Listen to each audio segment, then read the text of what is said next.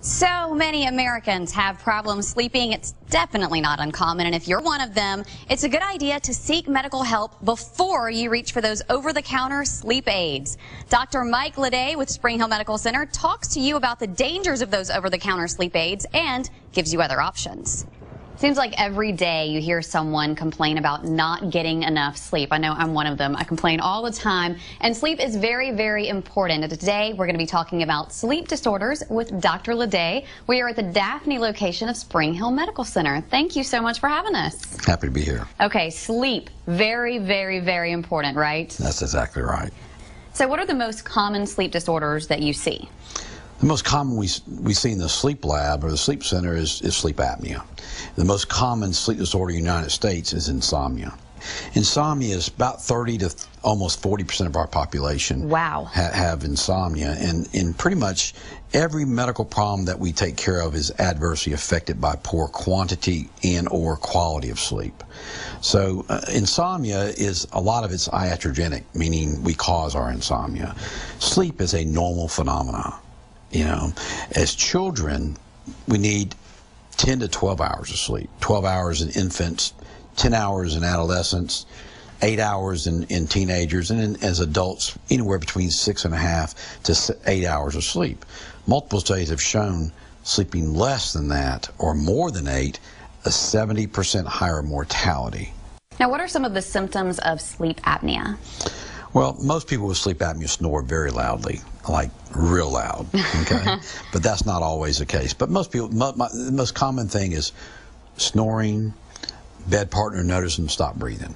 They just don't breathe, and it scares most people. Another simple thing, any man who snores and it's got a neck circumference greater than 17 inches, it's got sleep apnea to proven otherwise. In a woman, it's 16 inches. But probably a better thing is anybody who snores, sleeps 7 hours a night, and who's still sleepy the next day should be evaluated for sleep apnea. How can we make sure that we get the right amount of sleep? Not too much, not too little. And the right quality. And the right quality. And the right quality. I've put together the Ledet 4 cardinal rules, and this is for people with insomnia. Good sleepers, not so, probably still important, but not as important. Cardinal rule number 1 is you wake up the same time each morning. You pick that 8 hours that you need to be in your bedroom. 10 to 6, 11 to 7, 12 to 8. So if you pick 6, which is the most common time, 6 o'clock is your wake up time. Between 6 a.m. and 10 p.m., no naps. That's cardinal number 2. Cardinal number 3 is between 10 p.m. and 6 a.m., only 2 things in the bedroom, and they're both good. Okay. The 4th cardinal rule is between 10 p.m. and 6 a.m. If you're not sleeping, you need to be in the chair, in a chair next to the bed. In that chair, you prepare your brain to sleep.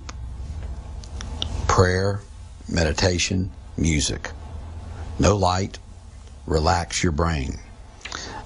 So one of the most common causes of insomnia I see is what I call hyperarousal insomnia.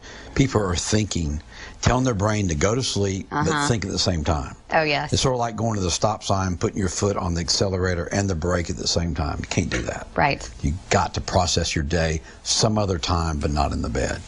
It is very important that you get the correct amount of sleep. Make sure that you follow his 4 cardinal rules, and if you are having trouble sleeping, you can always visit your doctor, just like Dr. Ledet here at Springhill Medical Center. Pretty interesting, huh? You can visit the Springhill Sleep Center at Springhill Medical. Locations in Mobile and Daphne, so easy to find. You'll find more information on our website, fox10tv.com.